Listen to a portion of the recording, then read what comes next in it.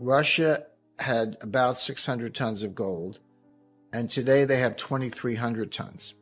China had about 600 tons of gold, and today they have about 2,000 tons, just slightly less, that we know of. And they may have several thousand tons off the books in the State Administration of Foreign Exchange that we don't know about because that's completely opaque. So Russia and China did exactly what we warned the Pentagon about in 2009, exactly, which is increase their gold reserves by a factor of 4 or more. When you talk about reserve currency, you have to understand what that means. It's not like the People's Bank of China has a bunch of $100 bills on pallets stacked up in the basement. When people say reserve currency, what they really mean is the currency of the bonds that they invest in. In other words, they're dollar-denominated assets in the form of treasury bonds or notes. That's what China actually has on their books, not like the dollars per se. What I was hypothesizing then, and I'd come back to this, is you can create a brand new currency that does have all that stuff. And in my example, they used a Swiss bank, UK law, put the gold in a third-party depository. If you wanted some of the new currency, you could deposit your own gold and get some of the currency or trade with them and run a surplus. So it was a replacement system, but you would need the gold to instill confidence. But they don't have bond markets, and they're not going to have them soon. So the yuan and the ruble aren't going to replace anything. I'd like to begin with your recent thoughts on Russia, and then part two for the folks at home, we will be tackling the issue of inflation. But I'd like to start by getting your thoughts, obviously, on Russia and Ukraine, and something that you recently wrote, that what happens in Russia doesn't stay in Russia.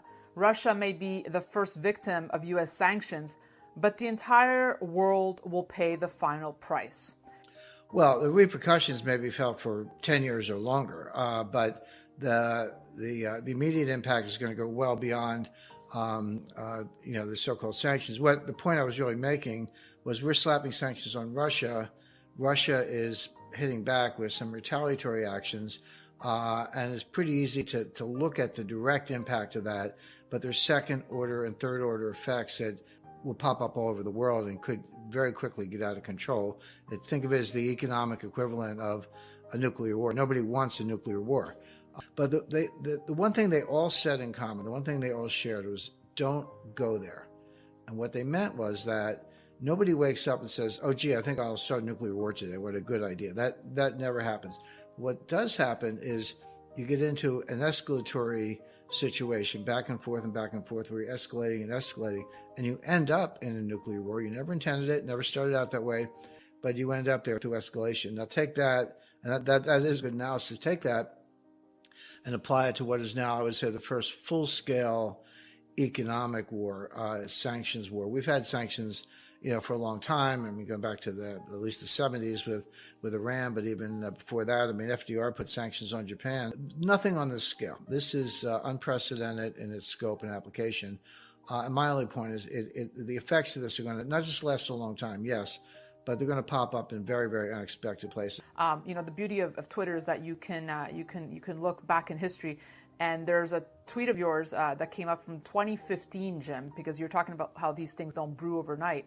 And back in 2015, this is the soothsayer that you are, you had written or tweeted, Russia is arming Ukraine rebels and U.S. is preparing to arm Kiev. So we'll have a nice little U.S.-Russia proxy war soon, just like #Vietnam. Did you expect anything like this? I did. Let me make the point. This was there was never a war that was easier to prevent. There's never been a war that's easier to prevent, and there's never been a war that's easier to end. You could end this war in 48 hours or less. Having said that, I did expect that through a series of policy blunders and escalation, in this case, military escalation and political escalation, and then later in the book, around on page 250 or so, I have a whole section on Ukraine, Russia, and natural gas. So this has been brewing for a long time. You can go back to the 2008 Bucharest Declaration, but if you wanted to pick one thing, say, hey, when did this thing take a turn for the worse? Right. So that we were on a path to war. That was the color revolution sponsored by Obama and Biden, which was a coup d'etat. I mean, the president of Ukraine at the time, he was pro-Russian, and Obama set out to depose him, and they did. And they put in Poroshenko, who was a U.S. puppet. And at the same time, like a month 2 months after the Color Revolution, 1 month before Poroshenko, Putin took Crimea. He said, "Okay, that's how you want to play. Fine. You move away from neutrality, move towards NATO. I'll take Crimea. Your move."